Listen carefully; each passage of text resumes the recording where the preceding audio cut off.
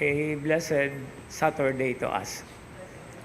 I don't want to talk about this because this is quite a philosophical topic, but whenever we take a look into ourselves sa atong kinabuhi, there is always the process or the dynamics of duality. Duha ka buok ba principle or forces that are at work. Most of all because man is created from dust, from the world. But then God also breathed on man, on us, the breath of life, the breath of the Spirit, the breath of life, the breath that makes us alive. So it is always in our personal dynamism as individuals that there is always a dualism. And it keeps on pulling us apart. Because one part belongs to the world and another part belongs to the heavenly realm. And this is now the very challenge that Jesus is putting into our lives through the gospel reading today. Although, from the Ignatian point of view, we have to also benefit what the world, the good things that the world can offer.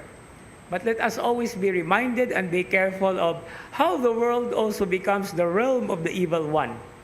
And this is the reason why our daily lives is a constant struggle between good and evil. But then, the bottom line remains, as the responsorial psalm today says to us, reveals to us, that we are God's. We belong to Him. We are His people. We are created in His image and likeness. And so, as the Lord has also given the earth, the world, with all its bounty, to be benefited by us, as we continue to be grateful for these occasions, let us also continue to ask for strength and defense against the ones who actually are doing us harm. Kay ang kalibutan adunay ihang kaugalingon nga paagi. That's why we are being assured in today's gospel reading that if the world hates you, remember or realize that it hated me first.